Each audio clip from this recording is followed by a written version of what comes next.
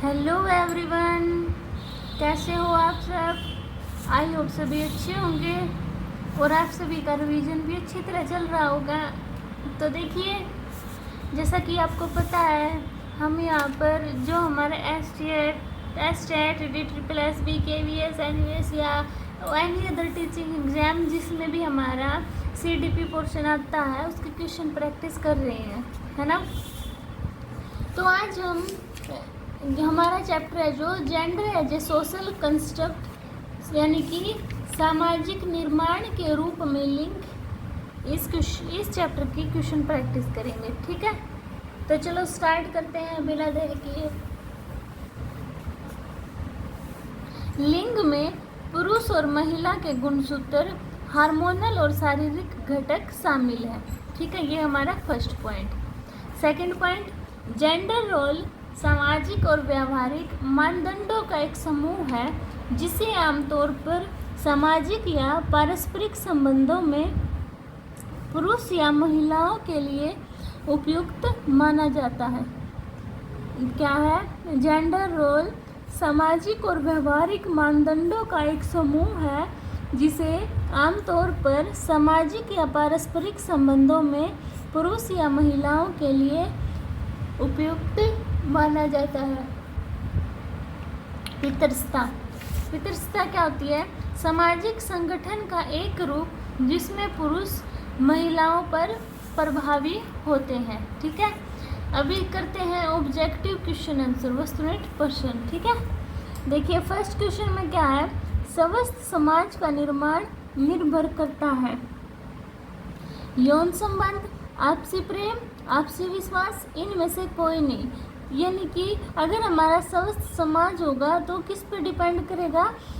आपसी प्रेम पे, यानी कि बी ऑप्शन क्या हो जाएगा? इसका राइट हो जाएगा। ठीक है, अभी चलिए सेकंड क्वेश्चन के पास।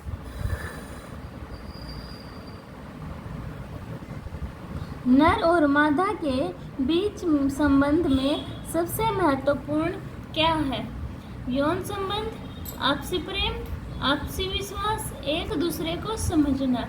तो जो मेल एंड फीमेल है उनके बीच में जो रिलेशन है वो सबसे मोस्ट इम्पोर्टेंट कौन सा है? आपसी विश्वास का, यानी कि म्यूचुअल ट्रस्ट का। ठीक है, अगर म्यूचुअल ट्रस्ट है तो उनका रिलेशन स्ट्रॉन्ग होगा। ठीक है, अभी क्वेश्चन नंबर थर्ड देखिए। एनोरेक्सिया नर्वोसा एक खाने का विकार है जो किस कारण होता है? बच्चों में उच्च भोजन का सेवन, बच्चों में बहुत सीमित भोजन का सेवन, बच्चों में अनियमित भोजन का सेवन, बच्चों में उच्च तनाव और चिंता। तो एनोरेक्सिया नर्वोसा क्या होता है? ये क्या है? बच्चों में बहुत सीमित भोजन का सेवन, यानी कि एनोरेक्सिया नर्वोसा क्या है? एक डिजीज है, डिसऑर्डर है। इसमें क्या होता है कि जो किशोर होते हैं उनको वहम होता है कि अगर वो खाना ज़्यादा खा लेंगे कि वो मोटे हो जाएंगे, है इस तरह टाइप का उनको वहम होता है, इसलिए क्या वो बहुत ही कम भोजन करते हैं। ठीक है, अभी फोर्थ क्वेश्चन देखिए। अक्षेत्र प्रयोग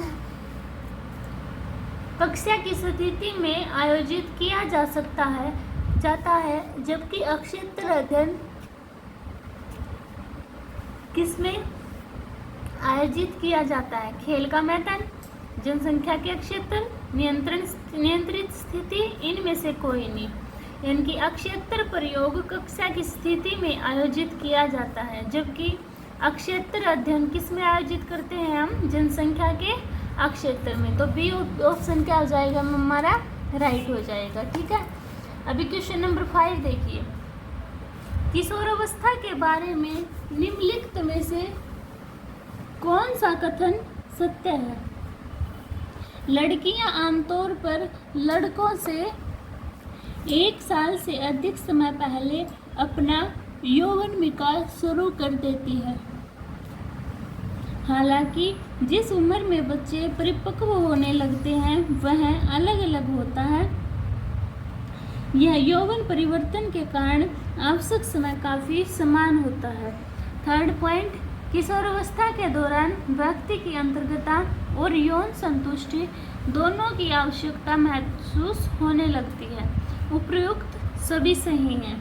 तो किशोरावस्था के बारे में कौन सा संबंध सही है?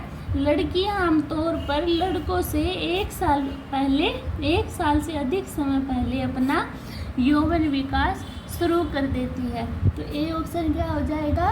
राइट।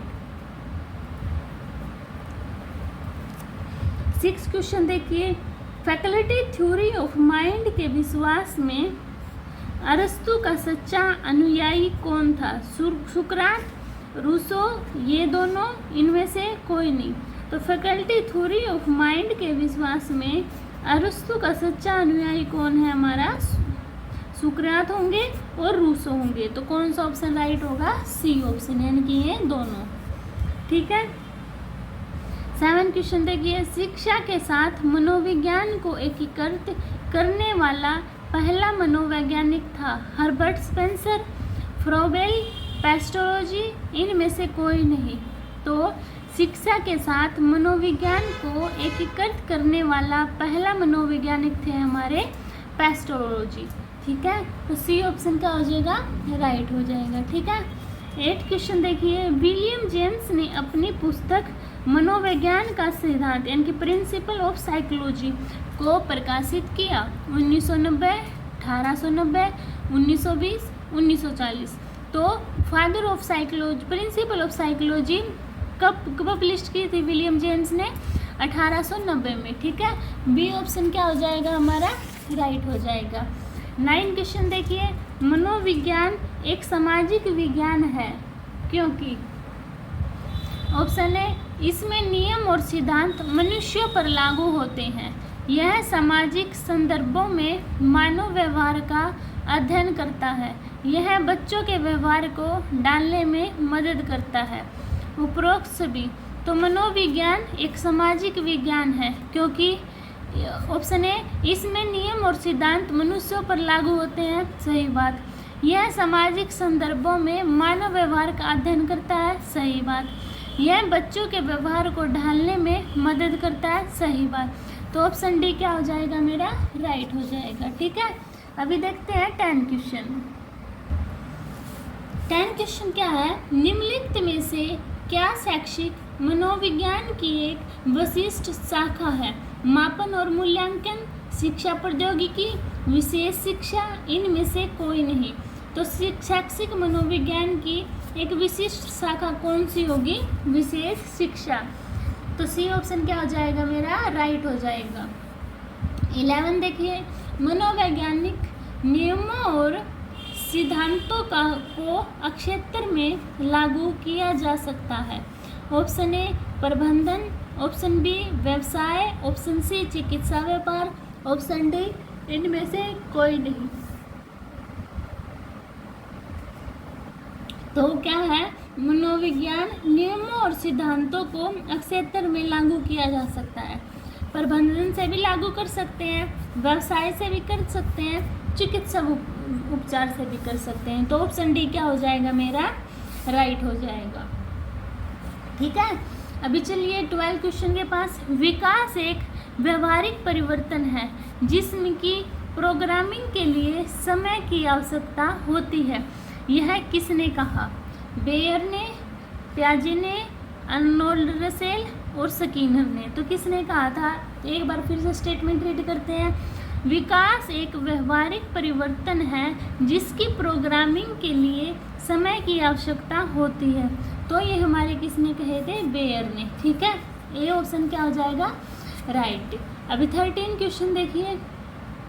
प्याजे के अनुसार परिपक्वता एक स्वचालित और जन्मजात प्रक्रिया है, भाषा के माध्यम से सीखने की प्रक्रिया है, या फिर ये दोनों, या इनमें से कोई नहीं।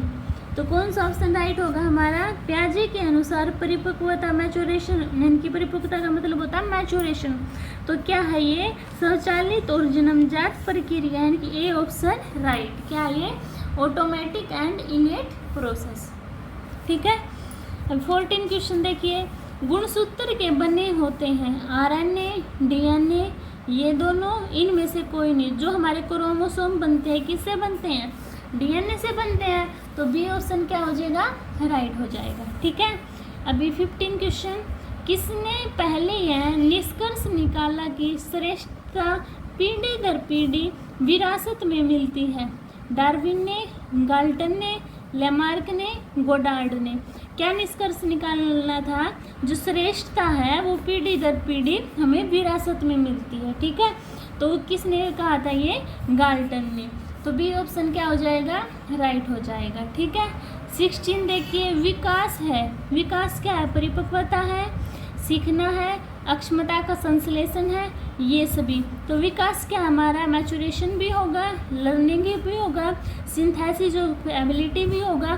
तो ऑप्शन क्या हो जाएगा मेरा? डी, यानी कि ये सभी।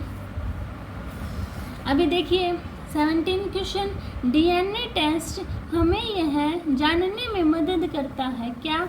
व्यक्ति के आनुवंशिक लक्षण, व्यक्ति की प्रकृति और उसकी संरचना, ये दोनों, इनमें से कोई नहीं। तो डीएनए से हम क्या जान सकते हैं? व्यक्ति के आनुवंशिक लक्षण, ठीक बात है, जान सकते हैं। व्यक्तित्व की प्रकृति और उसका संरचना, ये भी जान सकते हैं। तो ऑप्शन सी क्या हो जाएगा? ये दोनों हमारा राइट।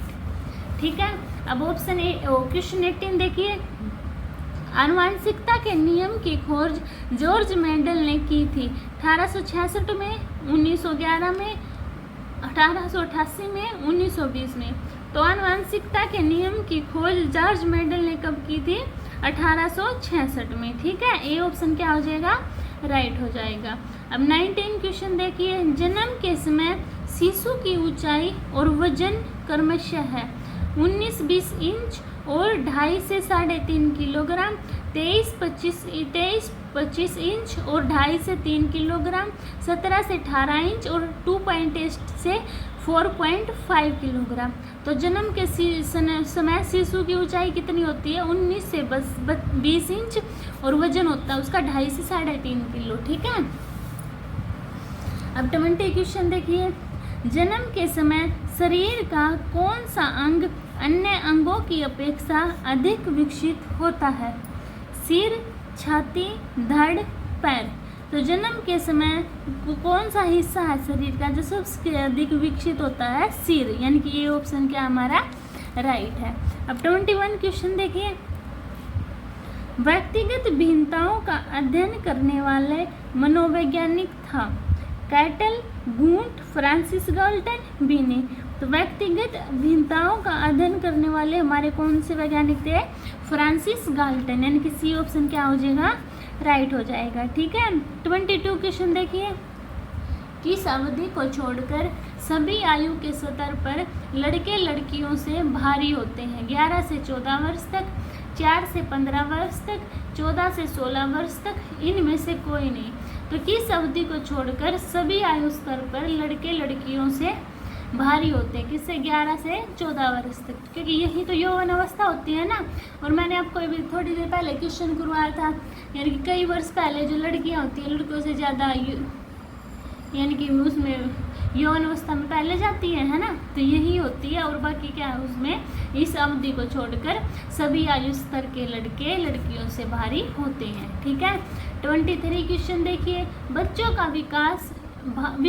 की भाषा विकास निर्भर करता है? अच्छे सामाजिक आर्थिक वातावरण, अच्छी स्कूल शिक्षा, बच्चों को दी गई अभिव्यक्ति की आज़ादी, ये सभी।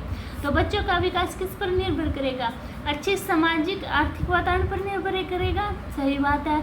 अच्छी स्कूल शिक्षा होनी चाहिए, ये भी सही बात है।